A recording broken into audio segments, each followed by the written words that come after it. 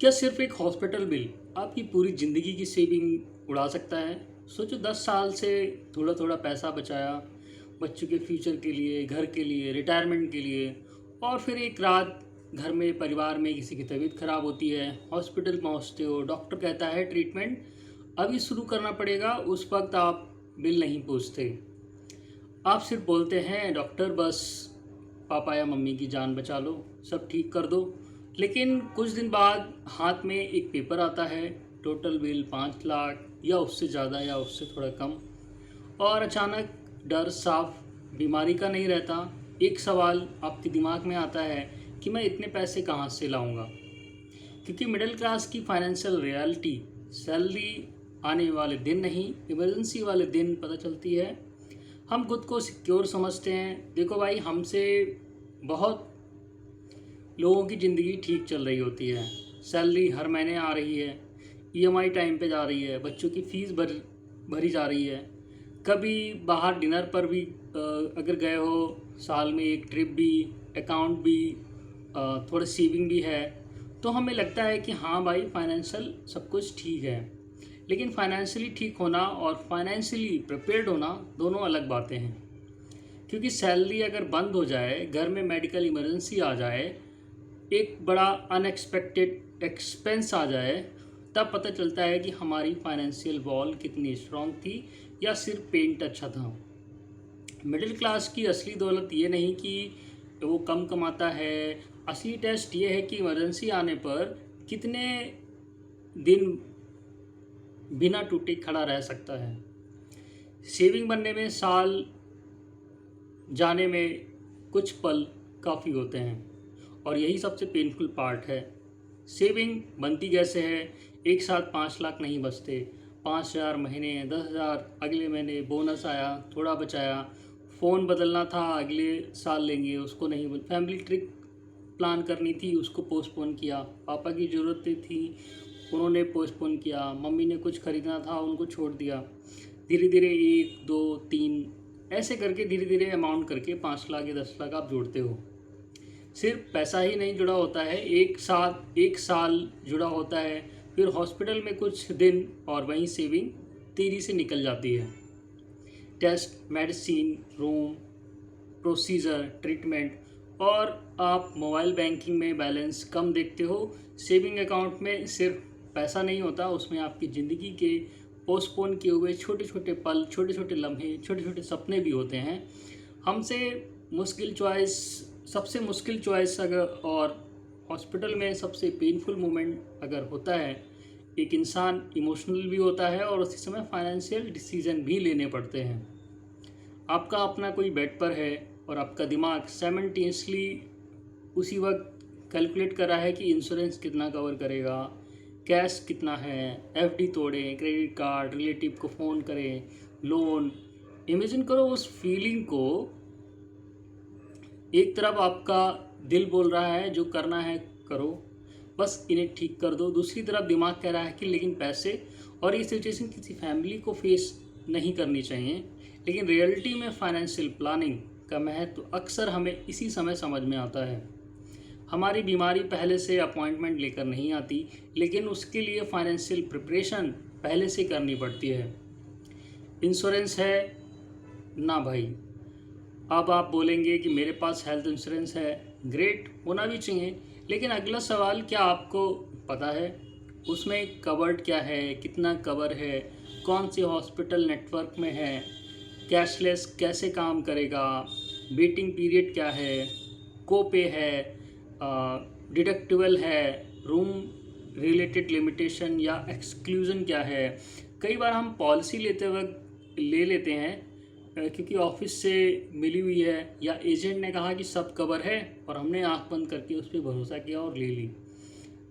भाई हम बस भाई 20,000 का फ़ोन ख़रीदने से पहले 17 यूट्यूब रिव्यूज़ देखते हैं। लेकिन हेल्थ इंश्योरेंस, हाँ कोई कंपनी वाला, और जिस दिन ज़रूरत पड़ती है उस दिन पहली बार पीडीएफ खोलते हैं।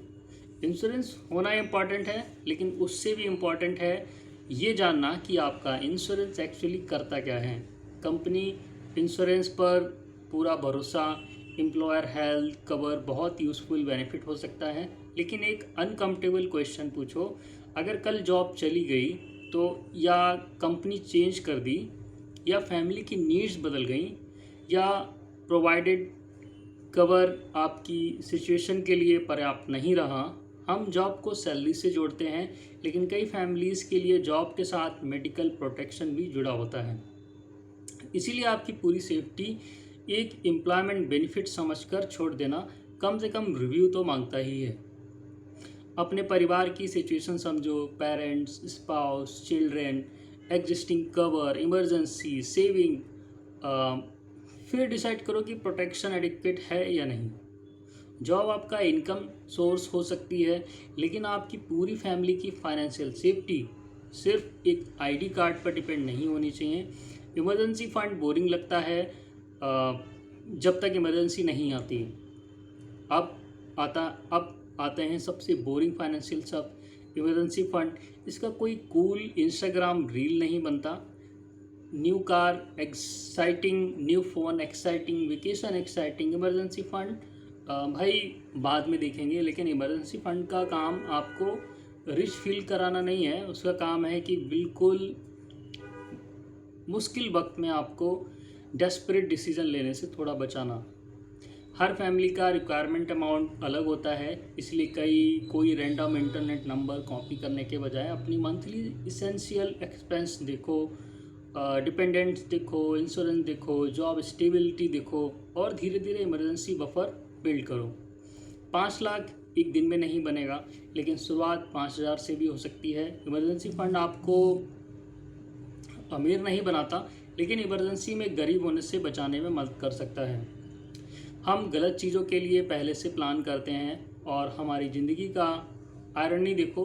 कार खरीदनी है, 6 month research, EMI calculator, down payment, interest rate, variant comparison. Phone खरीदना, camera comparison, procedure, battery, processor, sale कब आएगी। लेकिन फैमिली की फाइनेंशियल प्रोटेक्शन देख लेंगे, और यही देख लेंगे कई बार बहुत एक्सपेंसिव पड़ जाता है। हम ये नहीं जानते कि इमरजेंसी कब आएगी, और यही तो पॉइंट है। अगर डेट पता होती तो उसे इमरजेंसी कौन कहता। जिस खर्च की डेट पता है उसके लिए हम EMI बना लेते हैं, जिस खर्च की डेट हमें पता ही नहीं है उसके लिए तैयारी करना अक्सर भूल जाते हैं। अब वापस उसी हॉस्पिटल पर चलते हैं। रात के 2 बजे आपका कोई अपना बेड पर है, डॉक्टर ट्रीटमेंट कर रहा है, और आप बाहर चेयर पर बैठे हो। उस मोमेंट में आपका पूरा फोकस सिर्फ एक जगह पे होना चाहिए कि आपका अपना ठीक हो जाए। उसको उसी समय कैलकुलेट नहीं करना चाहिए, क्रेडिट कार्ड में कितना लिमिट बचा है, FD तोड़ूँ, किससे पैसे मांगूँ, EMI कैसे जाएगी, बच्चे की फ़ीस अगले महीने कैसे भरूँ। हम हर इमरजेंसी का फाइनेंशियल इम्पैक्ट ख़त्म नहीं कर सकते, हर सिचुएशन प्रेडिक्टेबल भी नहीं कर सकते, लेकिन हम कोशिश कर सकते हैं कि मुश्किल समय में पैसे का डर, बीमारी के डर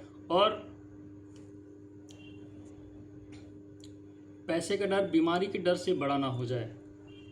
इसलिए इस वीडियो के बाद कोई इन्वेस्टमेंट टिप नहीं, कोई गेट रिच फॉर्मूला नहीं, बस 3 काम। अपना हेल्थ कवर समझो, अपने फैमिली के प्रोटेक्शन रिव्यू करो, और इमरजेंसी सेविंग बनाना शुरू करो, चाहे छोटी अमाउंट से, क्योंकि शायद फाइनेंशियल प्लानिंग का सबसे बड़ा पर्पस करोड़पति बनना नहीं है। कभी कभी पर्पस सिर्फ इतना है कि बिल्कुल मुश्किल समय में पैसा आपके और आपके परिवार के बीच खड़ा रहे। और अब वही सवाल जिससे हमने शुरुआत की थी, क्या एक हॉस्पिटल बिल आपकी पूरी ज़िंदगी की सेविंग उड़ा सकता है? अगर जवाब है शायद हाँ, तो डरना सॉल्यूशन नहीं है, प्रिपेयर करना है।